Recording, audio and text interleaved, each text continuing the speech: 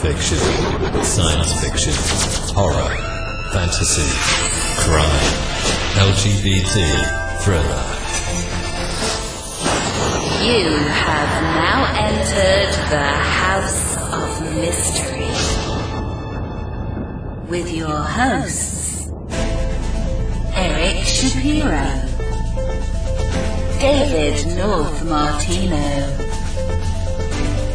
John Copenhaver, and Al Warren. Heard on KCAA 106.5 FM Los Angeles, 102.3 FM Riverside, and 105.0 AM Palm Springs.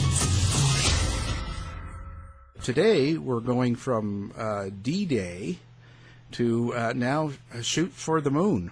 And absolutely. How different could it be? Yeah, well, it's all fake news. So we're talking with the author. Great book. I've been listening to it, and that's the only thing I can say. I recommend it totally. Anyway, Jim Donovan, thank you for being here. My pleasure. Well, now let's start out with what brought you to writing about Apollo 11 and just the whole moon aspect and putting a book out. Yeah, good question. A few points. Most people living today were not alive, or let's say old enough to remember the first moon landing, 1969. The median age in this country is somewhere around 38. So, vast majority of people living today were not alive for it, and even worse than that, an alarmingly large number of them don't even believe it really happened. I don't know how that happened, but it's part of this increasing strain of anti-science I see. But anyway, I thought a lively and accurate account of the event was sorely needed to kind of counter that trend and remind people of this spectacular event. That's one point. Another one is it's just a great story. Not only, I think, the greatest technological achievement of all time, I think it beats the Panama Canal and the Great Wall, all to heck. But it's a great story of adventure and exploration. And, there's the phrase, American exceptionalism, that's been kind of hijacked in recent years. And I think this is an example of American exceptionalism in the most positive sense. And the third reason is, when I was a kid, I loved science fiction and space, reading about it, watching it on TV and in movies, and these guys are my heroes. When someone suggested this idea, I just couldn't say no. Yeah, it's pretty interesting, and just you saying that made me think about science fiction. Like, I'm in my 50s, and I remember I loved all the old science fiction movies and shows, and the space race and the whole deal. Nowadays, there's a totally different outlook on science and space, and there's all sorts of craziness. So I just see how that's changed. It's almost like people are living the fantasy now, Well, I don't think the good thing is that I haven't seen. I don't think it's just me. I think it's a fact. I just haven't seen this much interest in space and space travel and exploration since the Apollo 11 moon landing. You see it in movies, books, TV. There's so many shows on it, and all the commercial aspects with SpaceX, Blue Origin, Virgin Galactic, and other companies. I'm still gobsmacked by that image of, the Tesla with the astronaut in it cruising around the Earth. Yeah. I mean, boy, that's got to be one of the greatest advertising gimmicks of all time. But I mean, it just points up the fact of how much interest there is in this. What Musk has done, he overpromises sometimes and doesn't reach his grandiose deadlines, but he's getting a lot done. And I bet you anything he goes to the moon before NASA's proposed 2032 mission. Well, yeah, whoever's got the best TV set will get there first. Yeah. But there's so much interest in space and space travel, and there's also, as we mentioned, the commercial aspects of it. NASA its budget, at the time in the mid-'60s, at the height of the space race and in the middle of Apollo, its budget was something like almost 5% of the national budget, if you can believe that. Unbelievable, because it was a high priority thing. But right after that, it tumbled, and now it's something like 0.5%. So NASA has always had these great plans and dreams, but they just haven't had the budgets to put them into implementation. And now, these billionaires with their companies are working with NASA, and they're going to make it happen sooner rather than later, I think. Yeah, and one thing about this, we just did the Chernobyl show, and I found it to be similar in the sense that there's always this, especially in the 60s, a huge race of the U.S. and Russia, and that was in having a nuclear reactor and a plant that run energy first. And this one, the Cold War, also brought on this between Russia and the U.S. to get to space. And there was a real panic that Russia was ahead of the U.S. And so that I found that to be one of the most interesting aspects, even about the Apollo 11 and the book. Well, as you know, you read enough of the book.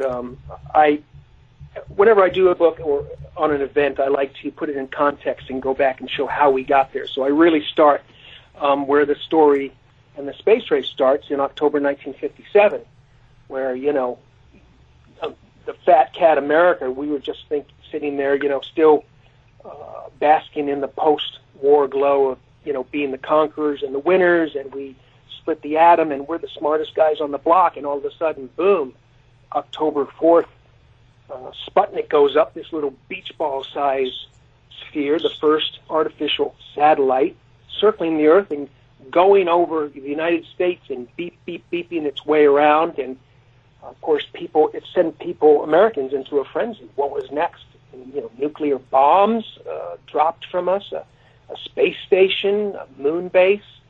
This was the height of the Cold War, and people now don't really fully understand, I think a lot of us, how serious the stakes were. The free world and capitalist, democratic world versus authoritarian communism. And, the defects and weaknesses of communism weren't as known back then. It was very appealing to a lot of smaller, less unaligned, non-aligned nations throughout the world, dozens of them, who are trying to look for indications about which side of this global tug of war to lend a hand to. They wanted to be on the winning side. And what's more obvious and visible than, the space race?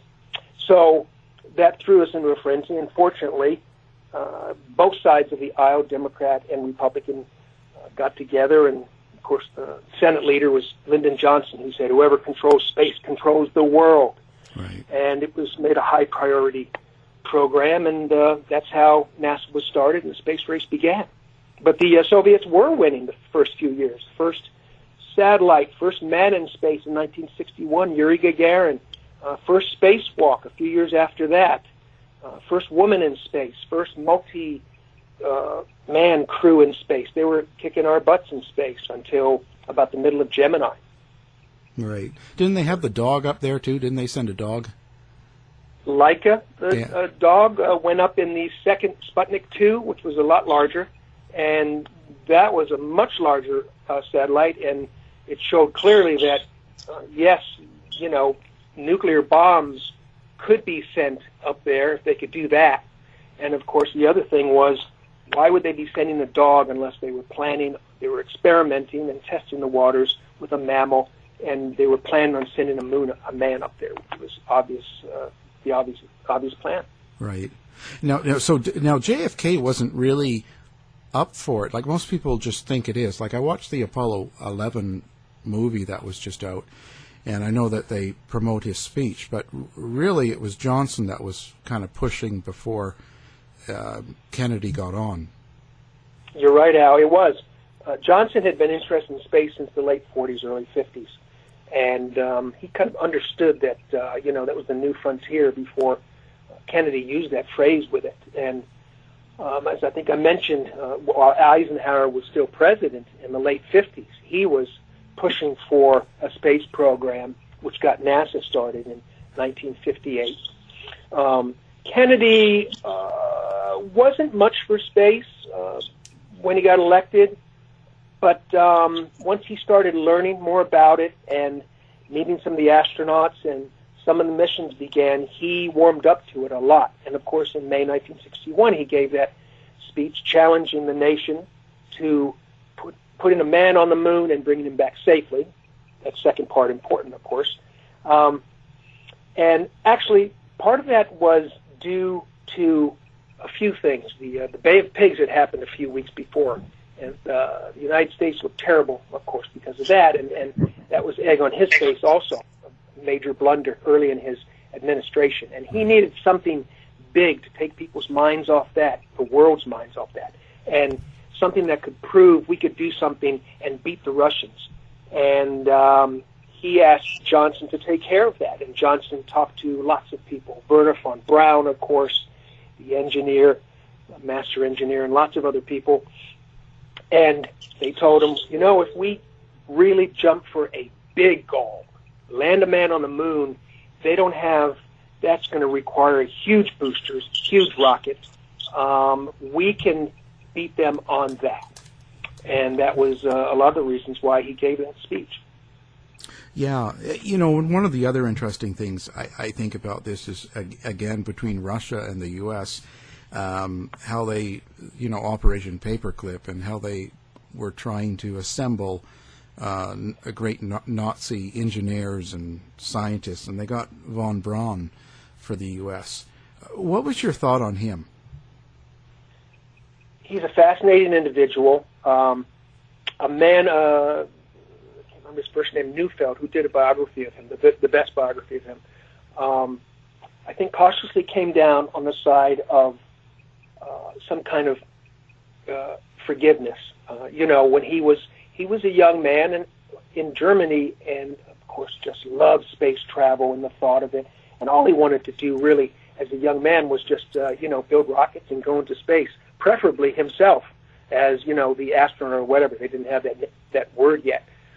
In the middle, early 30s, of course, Germany was still restricted as to what they could do militarily in terms of the treaty following World War I. But he was approached by someone in the army to lead a very, you know, primitive missile program, and he did. He was still in grad school at the time, but he was just a fantastic engineer and also a fantastic leader of men, which is kind of underrated. And that program got larger and larger, and, you know, of course, guess who comes into power in 1933? Mr. Hitler. And, you know, pretty soon, it's World War II, and Wernher von Braun had, you know, signed a pact with the devil. He had to continue with them if he wanted to continue with his dream. And of course, it was subverted to V2 rockets, the first true ballistic missile that could go, you know, several hundred miles and land in reasonable proximity to its target. Did a lot of damage in England and Belgium, I believe. He was kind of forced by Goering to join the SS, even though he didn't want to, but he realized he would have to, or he'd be banished or taken out of the program. So he did. And at the end of the war, he and his about 126 people, his top people, got together, and they knew which way the wind was blowing, and they knew who was going to win this war. It wasn't Germany. And they thought, who do we want to work with to continue our plans to go to outer space? They didn't want to work with the Russians because the Russians had that reputation. They weren't happy with the Germans after Stalingrad. And they didn't think the British had the money, so they decided on the Americans. And they sent von Braun's young brother down the mountain where they were staying near the end of the war to talk to the Americans who were down there, and one thing led to another. And we co-opted them and scooped them up, about 127 of them, and shipped them over to America to teach us all about ballistic missiles.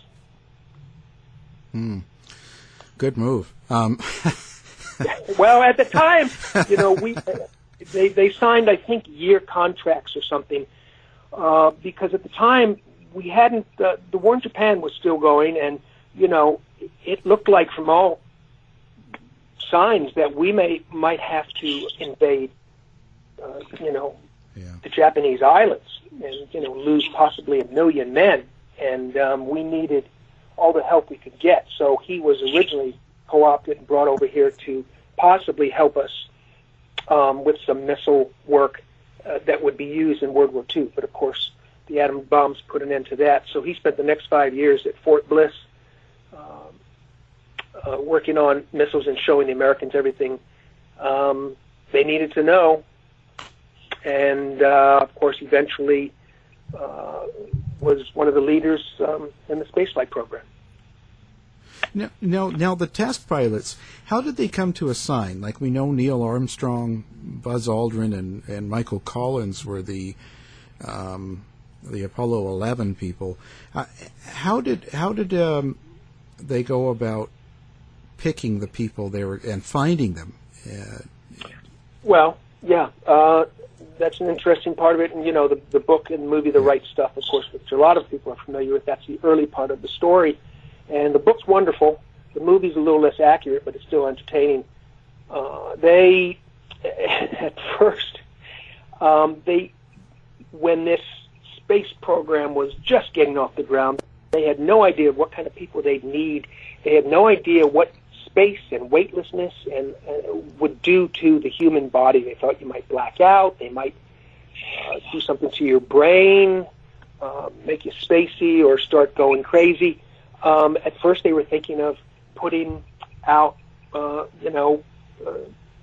employment ads for people like contortionists and circus people and mountain climbers, people who had done rugged things. But then Eisenhower said, "You know what? That sounds. I don't think we need to do that. We've got all the records of military test pilots, and they looked through about 500 records of military test pilots and whittled that down eventually to 30. And they tested 31. They tested 31 in those legendary tests that went on for weeks, psychological, stress, physical, just unbelievable tests, and just some crazy stuff. They were just, a lot of the astronauts called them,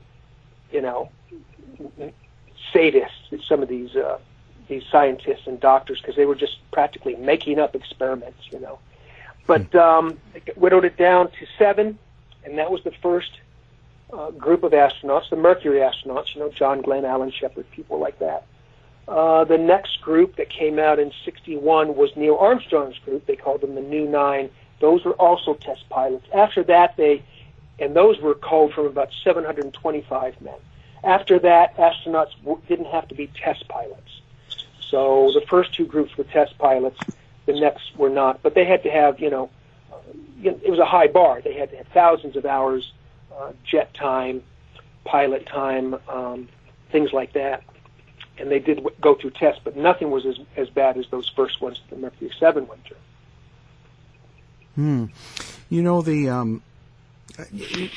Do we know how they got along and what really happened between the 3 pilots? We have a pretty good idea. I talked to 2 of them.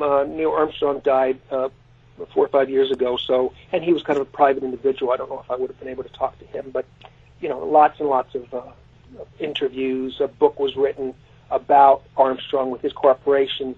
That's as close to an autobiography as you can get. And it's clear some crews for these missions, especially Apollo, which was a 3-man crew, were like brothers. They showed up at the same time. They zoomed off from training at the same time. They ate together. They partied together. Not these guys. These guys respected each other, but they weren't especially close. Their personalities were very different. Mike Collins was fairly sophisticated. He had been the son of an Army general, And Army generals don't get rich in the Army, but they are treated like royalty wherever they're stationed. And so he grew up, in a little higher class trappings, and knew his way around a French wine list and a French wine cellar. He had a good sense of self-deprecatory sense of humor, real affable, very genial guy, although very intelligent. He was an excellent command module pilot. Neil Armstrong was very quiet and modest and unassuming. He had an ego. All these guys had an ego. They were alpha males, but he was, very controlled and quiet. Didn't say much unless he felt something had to be said. And Buzz Aldrin was, by his own admission, not someone who was good in social situations. Wasn't good at double talk. Other astronauts and their wives were terrified of being seated next to Buzz at some dinner or event, because he'd go on about orbital mechanics or rendezvous, two of his passions for hours. And once you get Buzz Aldrin going on a subject, it's like turning on a computer. He was actually called a human computer by some people. He was the most brilliant of those early astronauts. And, of course, we know he wasn't happy when Armstrong was picked as the commander of the mission. Well, Armstrong was already the commander, but he wasn't. But when Armstrong was picked as the man who would step out first onto the lunar surface. And Buzz, to this day, will tell you that Neil Armstrong was not the first man on the moon. He and Buzz were both in the lunar lander and landed on the moon at the same time. So they both landed on the moon at the same time. And he had been told at some point, several months, maybe 5 or 6 months before the July 16th launch, 1969, of Apollo 11, that he was going to be the first man out for a variety of reasons. But then some top NASA brass got together in a secret meeting and decided, who's going to be this? Who do we want as this Lindbergh-type figure who will be the most famous person in the world, who will endure, intense, perception from the media and the world forever. And they decided it was going to be Neil Armstrong, modest, unassuming, quiet Neil Armstrong, and not Buzz. They didn't, blame him for being ambitious, but they just decided it was going to be Armstrong. And they told Buzz that it was because the lunar lander, which was very small, not much room in it, when their suits were pressurized to go outside, they kind of ballooned up, and almost no space in there to maneuver. And Armstrong was on the left down where the small door opened up to, get on your hands and knees and back out onto the outside ports of the lander and go down the ladder. So they said they told Buzz that was the reason that Armstrong had been chosen as the first man out. Jim, did they? We understand. Obviously, the tests were quite archaic, if you like, and quite spontaneous and not particularly well planned before the selection of the astronauts originally. But what about the psychological impact? Was there any thought given to the impact in preparing the astronauts for flight, for what they'd experienced, the aftermath, and the effects on the family? That wasn't. Well, the family. It's funny you bring that up. That was back in the day, the late 50s, when, things were a little different than they are now. And they were asked at the press conference announcing these 7 men, they were all asked about questions, and each one was asked about what his wife and family felt. And, they all said, well, she's behind me 100%, pretty much, variations on that. Mm. And it wasn't given much more thought than that, but whenever the wives were interviewed, and they were always asked about what they thought about what their husbands were going to do, because this was back when rockets blew up regularly, and they were just the press and the public, the American public and worldwide, seemed to be shocked that these women seemed accepting that their husbands were willing to climb on top of, a rocket booster that was meant to convey nuclear warheads, and strap themselves on top in a small capsule and be sent up into the air, hopefully into space, because no one knew what was going to happen to their bodies in space, or whether the rockets would blow up. But everybody just seemed stunned that the women seemed fine with this. So no, there wasn't much consideration given to that. And there was a book written a few years ago called The Astronaut Wives Club that you might be familiar with. They did a one-season TV show about it also, because the women bonded together, of course, because no other kind of wives could understand what they were going through, because it was a unique thing that they were going through, being the wives of astronauts. And after a while, these astronauts got so busy training, flying all over the country at various places that were making various parts of the spacecraft, and they had to test them all the time, and actually helped them make these things, because all these astronauts had engineering backgrounds. They were expected to be kind of partners in this, and some of them barely got home, maybe one day on the weekend to see their family and remind their kids that they had a father. So there were all sorts of problems like that with the families. But as far as we know, there wasn't any kind of preparation for the families in regards to potential bereavement or. No, there wasn't at all. Wow. No, there wasn't at all. And when a few astronauts died in accidents, usuets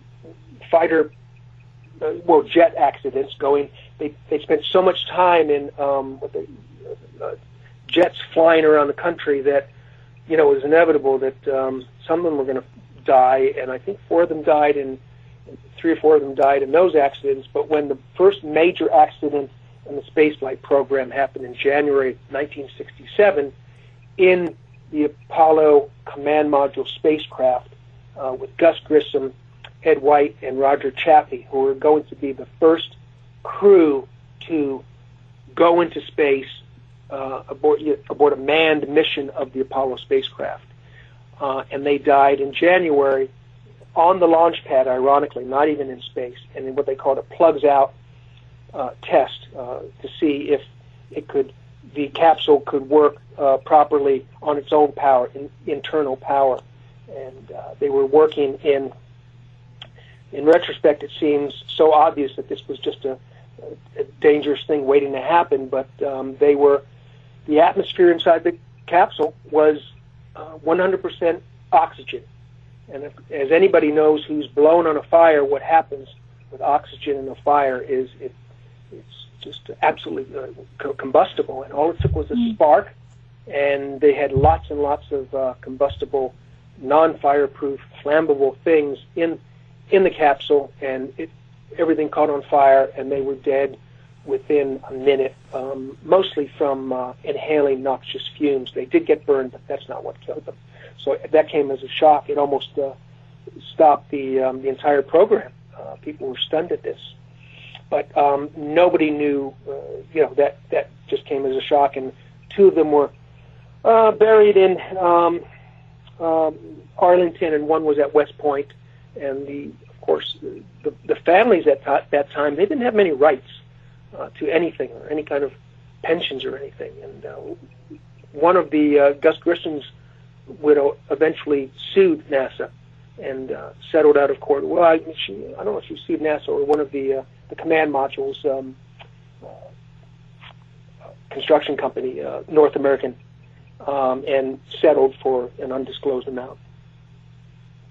And we understand this was such a significant event, such an achievement, that these guys, that they were absolutely notorious, infamous afterwards for the rest of their lives. So, and continue to be. So, how did they manage that? Do we understand how they managed that initial recognition? And they were heroic, weren't they, for a long time? Well, they were, and I mean, when they announced these especially the first 7 Mercury astronauts, they became instantaneous heroes, and they were a little embarrassed because they hadn't done anything. They were, top flight test pilots, of course, but there were a lot of other test pilots that didn't get selected, and they hadn't done anything, and they were instant celebrities, and somewhat embarrassed by this, as I said. Nobody expected this. They weren't given any classes on how to deal with the press or anything, like as now happens with sports, young kids who get selected high up in a draft or something, who start playing in the NFL or the NBA. They didn't have anything like that, so they had to kind of learn. It was touch and go. They had to learn as they went. And when the Manned Spacecraft Center opened, the NASA's headquarters moved to Houston in 1962. The men who were training, even though they hadn't done much, there was just constant demand all over the country for them as to appear here and there, speakers, be at the opening of this supermarket. You could go on and on, the things that celebrities do. And they would, they figured out a way they'd each take a week, and they do a bunch of that stuff. They take a week off from training, and they call it their week in the barrel, and they'd go around the country and do various things, dinners and events, things like this, openings, sometimes White House or government related, and then they'd all take a week and take turns doing that, and none of them really liked it much, because it was just so tiring and boring, of course, and it took them away from what they really wanted to do, was train to go into space. And their experiences, you mentioned that they weren't particularly close, and yet they were sharing this amazing experience together, in which their lives relied on the responsibility of the man next to them. Well, you're absolutely right. It was yes, and especially the same men on the crew. For instance, Buzz Aldrin and Neil Armstrong trained much more together than they did with Mike Collins, who was the command module pilot, the command module, the main ship that all three, the mothership, if you will, that all three of them flew. Well, they didn't really fly, but they went to the moon and then, of course, Collins was the command module pilot, and he continued to orbit the moon, while the next day, Aldrin and Armstrong slithered through a small connecting tunnel into the lunar module and pressurized it and pulled away and landed on the moon. So that was the most dangerous aspect of it. So they trained hundreds of hours together in simulators to do that, and while Collins trained alone.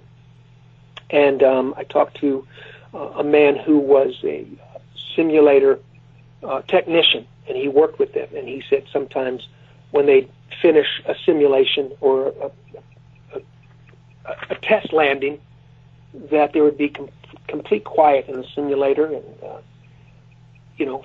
sometimes it went on. There wouldn't be any small talk, and all the other crews, they'd talk and laugh and tell jokes, and between Aldrin and Armstrong, there hardly a word, and sometimes the technicians felt like that maybe they should go up and look inside and make sure they hadn't fallen asleep. Oh, wow. So that tells you something about the relationship between Aldrin and Armstrong. Did they have, or have they spoken about particular fears that they had? I mean, clearly there would be the fear that this would go terribly wrong, but any other fears that they had before they took off? They were asked that a lot, and I asked that, and there's a good amount of material on that from them. From the very early beginnings of the program, the Mercury astronauts, Wally Schirra made a good point. He said, we trained so much that we trained the fear out. We trained the fear down to apprehension. And, of course, nobody liked to use the word scared or fear, although Gus Grissom did when he returned from his the second Gemini, the second Mercury mission. He said he was scared, and a lot of the other astronauts kind of raised their eyebrows at that because they didn't want to admit they were scared. But they trained so much at so many in so many ways on different simulators that they got to know the system so well and the spacecraft so well that they felt confident enough. Of course, they all knew that anything could happen, but they were impressed with the safety standards, which were just way off the charts, because they had to be. Anything went wrong with somebody, anything goes wrong with a car on the road, and the car just stops, and you're okay. Anything goes wrong in space, and very good chance that you've got dead astronauts, orbiting the Earth forever. But they all said they just didn't think about that, because what was the point? They were also asked, and some people asked me if I had asked astronauts this, didn't they have a poison pill that they could use just in case? I was going to ask that. Well, yes, because a lot of people do. But, they said, why did we need that? First of all, we'd be way too busy trying to figure out, how to get out of whatever situation we were in. For instance, Apollo 13, of course, which did go wrong when the oxygen tank exploded. But even if it got to the point where it was absolutely hopeless, all they had to do was depressurize their suits or open one of their ports or, pull up their visor, and in, like 20 seconds, they'd be unconscious and dead within a few minutes. So nothing was going to, that was going to work a lot faster than any poison pill. So it wasn't necessary. They just didn't give it much thought. And dying, the possibility of dying and death just wasn't something they spent a lot of time on.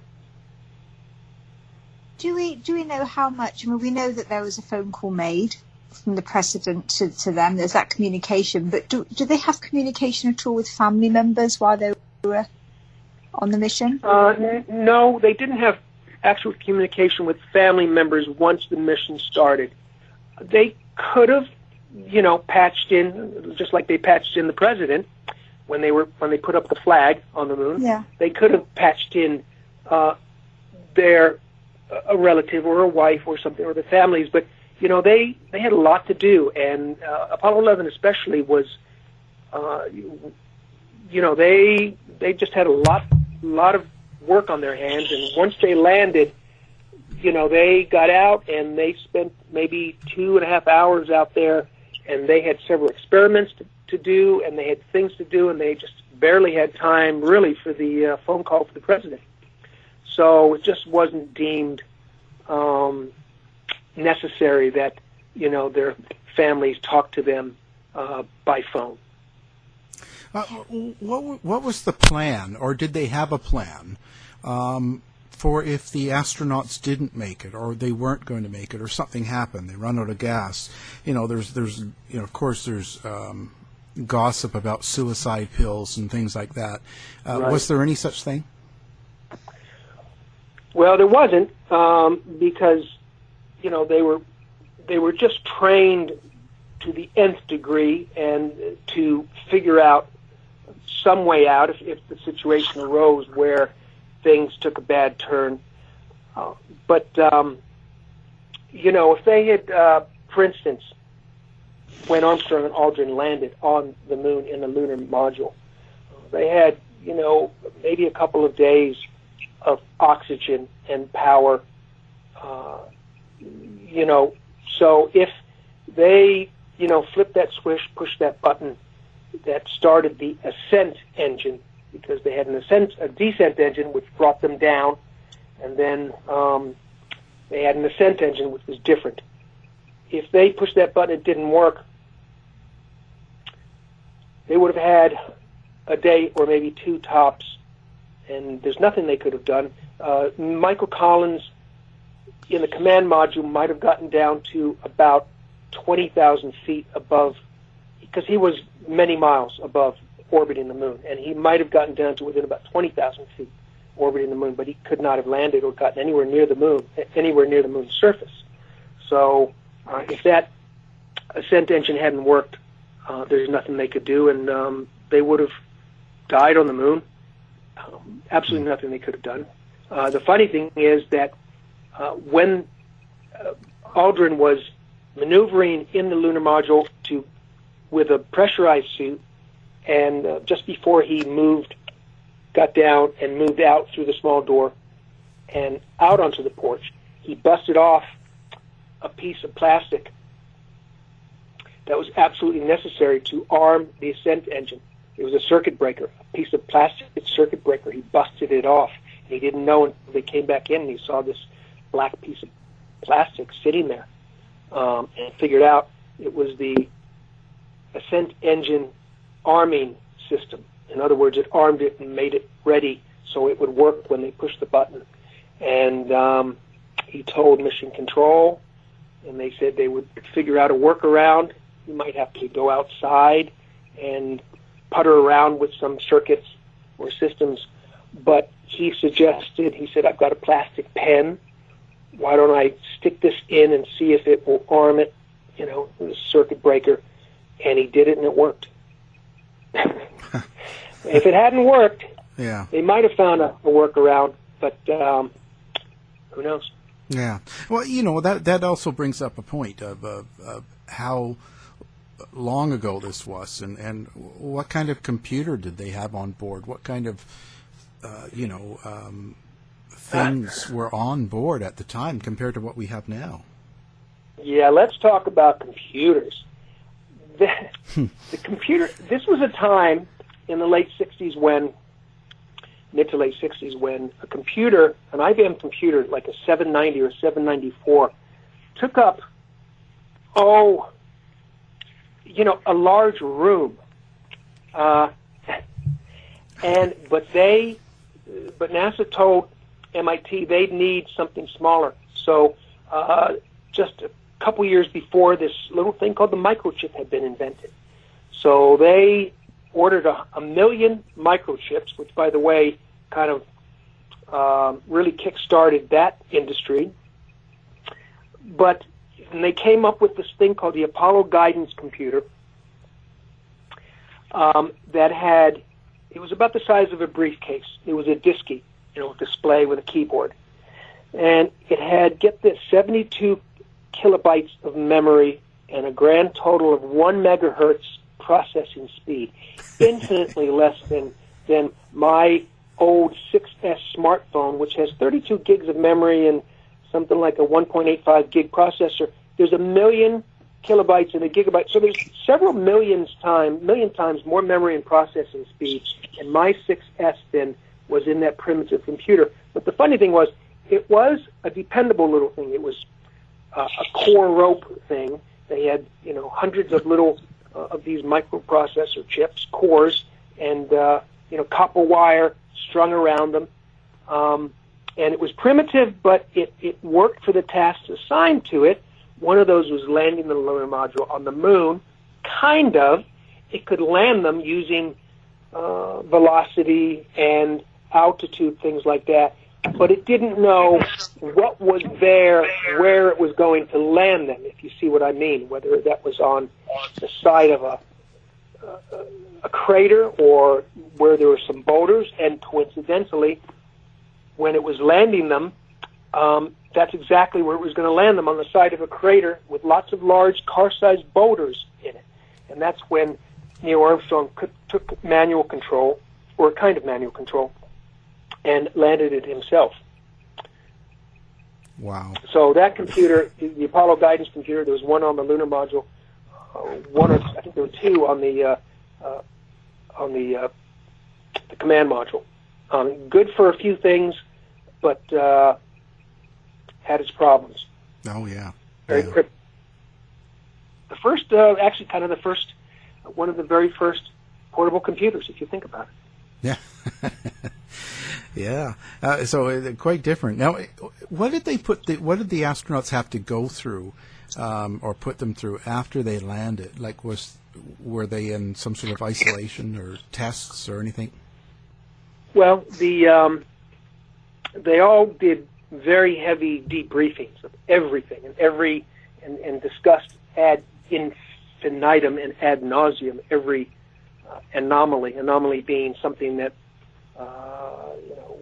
was was odd, something that was off, something that wasn't supposed to happen. That was an anomaly. But the Apollo 11 mission was special because they were going out, stepping out, and actually making contact with an alien world, another celestial body. And a lot of scientists brought this up several months before, probably a year or two before, and convinced NASA that they had to take precautions. So when they got back, they were put in this, special kind of a large trailer that had been adapted for their use, and there were a few people in there, like a couple of engineers and a doctor, with them. They were supposed to be in there for 3 weeks to make sure that they didn't bring back any, strange lunar organisms or germs or bacteria that could possibly, cause havoc to our system. We've seen all those TV movies right around that time. A book and a year later or so, a movie called The Andromeda Strain came out that was exactly about that. But once they did that, once they realized the moon was dead, there was nothing living on it, and it just wasn't necessary. So it was discontinued for later missions. Wow, quite a feat. And when it took over 400,000 men and people involved to pull this off? 400,000 men and women, Americans, working at 10,000 contractors and subcontractors, because this was high priority, and of course it was a race, and they weren't just letting one company do it. Grumman in Bethpage, Long Island, built the Apollo lunar module, and North American in California built the command module. Other parts of the country, other contractors, companies did all sorts of other parts. 10,000 subcontractors, 400,000 people working there, making all sorts of parts, and also people, technicians, scientists, engineers at NASA, at many laboratories around the country, and universities, things like that. So yes, this was a group effort by lots of Americans, and they prided themselves on safety, extremely high safety standards. One time, Gus Grissom, early in the program, Gus Grissom of the Mercury 7 was short. He was about 5'6" and very taciturn. He didn't like to talk much, but he was very sharp, as they all were. He was sent during his week in the barrel to I can't remember what large subcontractor, and he was supposed to get up and do a speech before hundreds of people that worked there. And he just got up and he said, "Do good work."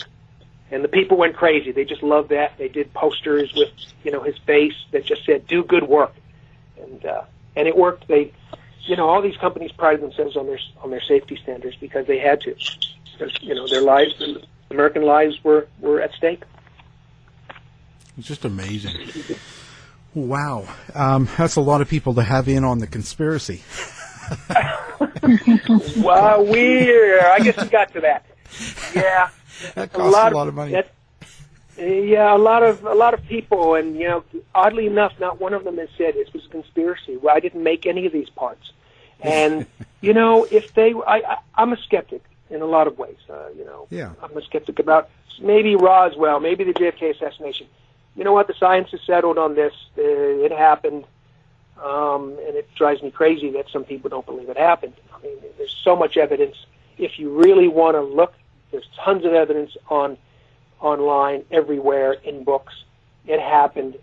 And if it would have been so outrageously expensive to somehow fake it, if they could have, and if they were going to, why did they do it 6 or 7 times? And if the Russians had known this, we were in a race with the Russians. The Russians would have known absolutely if this was faked, and they would have made that public. So yes, it happened, absolutely. The Russians are in on it too. Come on. Yeah, the Russians were in on it too. Yeah, not the what's that group that is supposed to be of the behind-the-scenes people that run everything? Oh, the deep state. Well, yeah, that too. And before the deep state, Illuminati. Yeah, the Illuminati. Yeah, I mean they're all part of it. They're all a part of this. I don't know what the final goal is if the Russians and the Americans are working together, but they still are. But we're not going to go there. No, we're safe. Well, it's been very, very good conversation. I love that. Now, do you have contact information or a website or anything that people could contact you on and send you pictures of Yeah, sure. the fake I'd love to landing? hear anybody who's got questions or has read the book. I've got a website. It's jamesdonovan.net with all sorts of things about that book and my other two books, and people are welcome to go there. And of course, the book Shoot for the Moon came out a couple months ago, and it's wherever fine books are sold and other places online available. Sure. Fantastic. We'll have it up on our website as well, linked right below the player. So once you listen to it, you can just do one click and buy it. So, James, thank you very much for taking the time to talk a little bit about your book. Oh, this was my pleasure and privilege. Thanks, Al. To find out more about our show, guests, or to listen to past shows from our archive, please go to www.houseofmysteryradio.com. Show's over for now. Was it as good for you as it was for me? Well, good night. This has been a production of Something Weird Media. I'll be back.